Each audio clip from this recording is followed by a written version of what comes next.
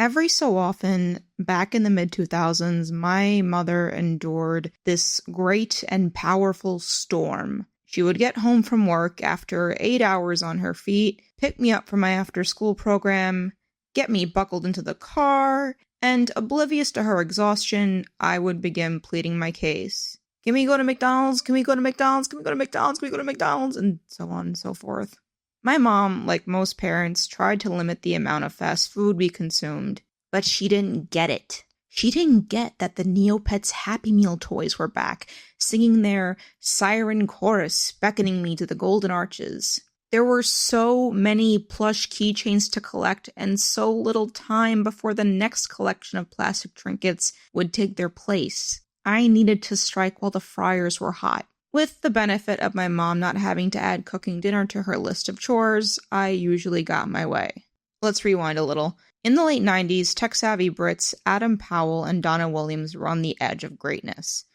Adam had looped Donna in on his idea for a virtual pet website, a sort of desktop Tamagotchi, where he would do the programming and she would handle the visual direction. The two would later get married, very cute. They launched during the dot-com boom, and Neopets was soon one of the biggest pop culture successes of the aughts. They soon attracted the attention of American entrepreneur Doug Doring, a marketing expert who knew all the tricks of the trade to bring Neopets to the top. From these humble beginnings, within a few years, Neopets would spawn IRL games, both board and video, sugary cereals, an official magazine, a vast collection of plush toys, back-to-school accessories, branded Happy Meals, yada yada. To get an idea of just how much was created, I was a very spoiled child, and I remember feeling very overwhelmed by how much there was to collect, and I collected a decidedly small fraction of what was available, even with the piles of toys I had. Like, I never tried this. It looked good, though. It looks edible. As many have pointed out, Neopets was famous on the business side of the internet for being one of the stickiest websites at its peak. This means that users hung out on the site for long periods of time and came back repeatedly and regularly. Within a few years, Neopets had over 40 million users, many of which were liable to log in for at least an hour or so to do the dailies, or daily tasks that incentivize users to return again and again. I can personally attest to this, considering I was one of that 40 million. Neopets was a cornerstone of my childhood years on the internet. I'd gotten a pocket Neopet toy from a television advertisement, hopping the bandwagon around the time the marketing machine was really starting to churn. From the moment I spotted a classmate playing Ice Cream Machine, the original game, by the way, not the new one, I knew I had to be in on the trend. For years after, I logged in loyally just about every day as soon as I was within spitting distance of a computer. I fed, groomed, abandoned, adopted, read to, and pampered my pets, among other things. I read every site update like it was the New York Times. This era of the internet has become the subject of much talk and nostalgia here in the current one. While the 2000s were abundant in sites aimed directly at children, along with Neopets, KiddoNet, Postopia, Mama Media, and branded sites for companies like Nickelodeon, Barbie, and Cartoon Network come to mind, these oases have seemingly vanished. Does anyone else remember Mama Media? I feel like I'm the only person who remembers Mama Media. I saw this advertised on TV, and by that time it was basically out of use. Anyway, we'll come back to this another time. It's now commonplace for adults to share their online spaces with children, with sites like YouTube and TikTok bordering on being considered de facto kiddie sites because of how large their child user demographics are. The iPad itself is now practically the go-to toddler toy, with over half of children in the US having a tablet before the age of 5. According to the same report where I got that data, toddlers are estimated to be spending over 2 hours a day online now. This suggests that, in increasing amounts, kids know how to use YouTube before they know how to use the toilet. Yay! This can be concerning, both in the sense that social media sites rarely have the level of moderation and content curation that a kid-safe platform needs, and that adults are now suffering from a sloppy consolidation where the kid experience is too adult and the adult one too restricted.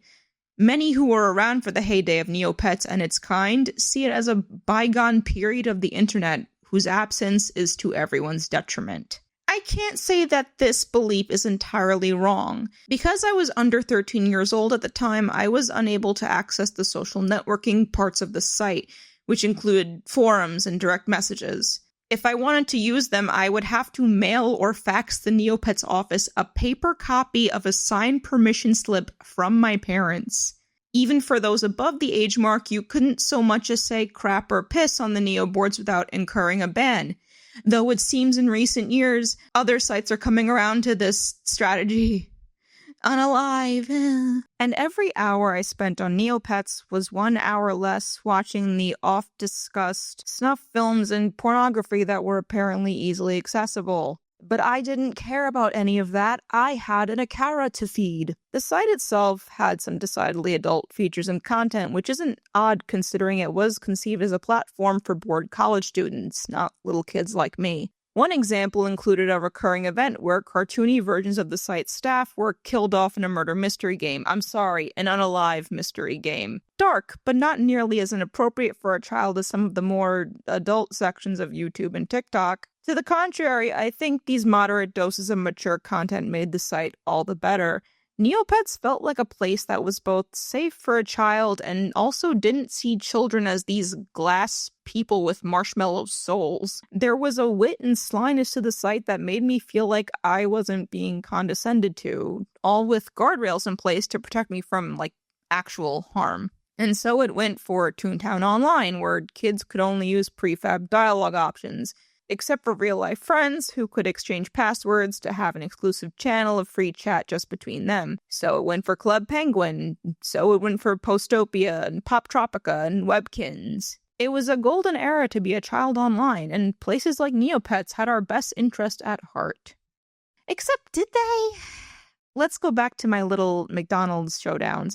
I would argue that, of all the useless things I begged my parents to spend their hard-earned money on, Neopets took the lion's share of that spending for a few years of my life. Every time we went to the mall, I would make a beeline for Limited 2, a bygone tween girls store that had a deal to sell Neopets merchandise in the 2000s. I would buy a menagerie of plush toys, notebooks, CD cases. I would go to Borders, rest in peace, or I would beg for the latest copy of the official Neopets magazine. I'd ask for plastic Neopets figurines from Toys R Us, rest in peace, part 2. Later on, I would request gift cards of Neocash to dress my virtual pets with. And of course, I ate so many chicken nuggets in pursuit of cheap stuffed toys tied with plastic keyrings. The capitalistic vice grip of Neopets, however, was not awakened with their foray into physical merchandise. Neopets was a pioneering presence in the world of children's advertising, a practice whose regulations have been rapidly deteriorating since at least Reagan, eschewing the practices of older media like television, where ad blocks had limitations on children's networks. Neopets baked advertising right into the site experience. Doring spearheaded much of this, trademarking the term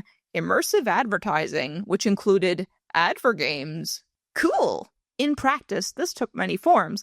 Users could save money on food for their pets by accessing daily free treats branded with 7-Eleven and McDonald's. They could earn Neopoints, which was the in-game currency, by watching video ads. On the main Neopian map, you could see destinations branded with General Mills, Disney, and oh look, McDonald's. In the games section of the site, you could play Adobe Flash SpawnCon from products like Baby Bottle Pop, Chef Boyardee, Pillsbury Toaster Strudel, Wrigley's Juicy Fruit, and, you're never gonna believe this, McDonald's. Players were additionally incentivized by these games, often having predetermined, easy-to-achieve Neopoint payouts. This translated to users flocking to these games day after day, playing at least 3 times to get their 3 payouts per game per day, and basically drilling daily advertising into their brains in the name of fictional commerce. There was a whole game for the dollar menu, people. As a child, I obviously didn't understand this as marketing divisions of big companies trying to plant seeds of purchasing power into my tiny developing brain. What I did know is that when I played McDonald's Dash and Dine, I began craving french fries like nothing else.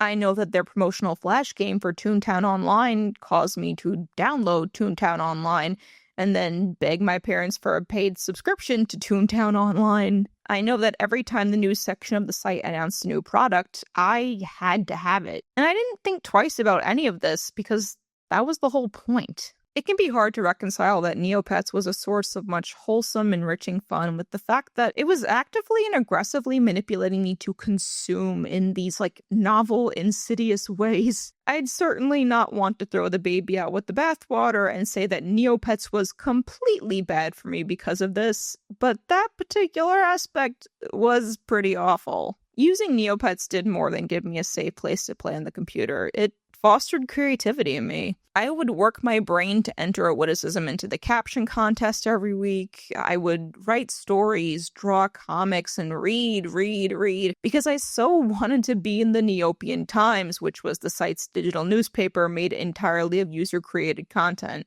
I made hundreds of doodles based off my pets and favorite characters. I even played with my real-world friends, imagining stories with our plushies. Tons of millennials credit Neopets with the fact that they know how to code or even just use basic HTML because they both hinged user page customization on it and provided child-friendly instructions on how to get started. The site held contests in art, poetry, and creative collaboration that would invite children to express themselves in a supportive environment free from scathing comments or cruelty, the kind that they're really heavily exposed to on modern social media sites. In some ways, it felt like Neopets wanted the best for us. It's hard to swallow that even on the most basic, we need money to stay afloat level, they also wanted to manipulate us. Neopets has made a return recently, after many years of floundering under different ownership, including Jumpstart, like the kids CD-ROM game Jumpstart. That was interesting. After temporarily losing a ton of games with the end of Adobe Flash, and children now seemingly preferring the dopamine drops of TikTok and MrBeast, the latest team is trying to right the ship. A big part of this campaign has been extended merchandising efforts, including blind boxes, new plush toys, and stunt activations at conventions. As I write this, Neopets is collaborating with Soon Scoops, a California ice cream parlor focused on anime fandom theming. Now you too can spend $65 American on a Neopets hoodie while getting your cone of, Notice Me Apple Sen Pie spelled P-I-E, and it's not like I like you or anything, baklava. I'll let that speak for itself, thank you.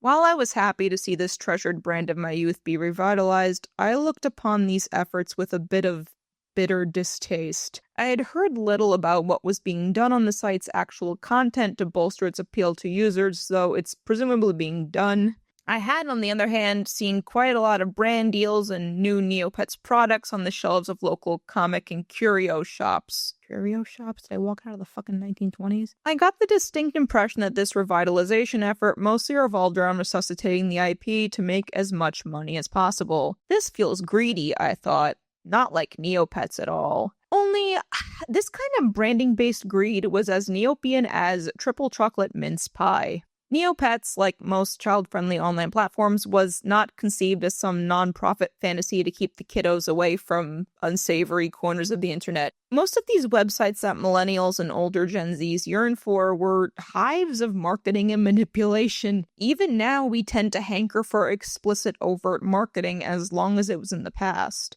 Like, my boyfriend and I, we were both born in the mid-90s, and we've spent hours watching commercial compilations from the early 2000s going like, oh yeah, I remember that one. That one was so cool. Like it's art or something. Marketing to children is kind of the work of a mad scientist, and it's so effective that even the people who can see through it can still pine for it for nostalgia reasons. The Barbie website was fun, yeah, but its goal was to make me beg my parents for more Barbies. Toontown Online wanted me to shell out for a subscription, month after month. Cartoon Network and Nickelodeon wanted me to tune in. Club Penguin became part of the Disney machine. Webkins wouldn't even really let me in without buying one of their toys. Very few of these places existed solely or even just mostly for the enrichment of kids. I dare to guess that the only one I enjoyed back in the day that was probably the PBS Kids site, and I'm not confident that's gonna stick around for much longer. But here's the rub. However bad it was there, it's arguably way worse now. Imploring my parents to buy me the latest Baby Loop plush was not great, but $12 for a stuffed animal is less absurd than dropping 3 figures on drunk elephant retinoids. Over on TikTok, our kids are being influenced to want the same junk food and plastic trash we did, with the added bonus of pushing luxury skincare, really expensive drinkware, and the chance of seeing a woman on a leash in your child's algorithm. Can you guys please stop letting your toddlers use TikTok? I see it all the time at the restaurants. I don't like it. Please. The reflex of the millennial raised on the internet is to return, to revert. It wasn't perfect, but it was better than this, so we ought to just head back in that direction. But despite my loyalty to Neopets for all the good times and happy memories, my aim is a little higher than that. While I don't believe in completely dividing children from adults in online spaces, like, this isn't something we do in real life most of the time, much to the chagrin of certain people on Reddit, I do think there's a need for dedicated spaces that parents and caregivers can trust. And TikTok is not one of them. I'd hazard to say that Neopets kind of isn't one of them either. We need to build online community and creativity for children that can both entertain and enrich them without being bombarded with ads for cheeseburgers and chocolate bars. It's become common for adults to blame the issues of the day, such as algo speak, restrictive laws, and MrBeast copycats taking over YouTube, on children themselves. It bears remembering that children are a uniquely disempowered group of people, a group uniquely vulnerable to marketing just as much as they are to marauding chat room predators. On paper, these albatrosses are put on user necks in the name of protecting children. In reality, their goal is to make the internet as easy to monetize as possible, in perpetuity. The kids just make for a good scapegoat, one who will suffer right along with the adults in the end. The World Wide Web, as it was once called, is currently in the chokehold of advertisers, and that grip is the root of many of our current issues, from children filling up baskets at Sephora, to algorithm-pleasing crap content flushing out the good stuff, to grown adults talking about the grape of Nanking. Can we be serious? As I look fondly on the heyday of Neopets, I can now more clearly view the broader picture of what it supplied my child self with. Because of that, I want more for the younger generations than just a rehash of the imperfect platforms that doled out good and bad alike. I can't say with perfect articulation how that would look. I'd guess very few of us actually could, given how long the internet has been dominated by the pursuit of money, but that doesn't mean it's not something worth going after. Here's a starting point. More online poetry contests. Less McDonald's.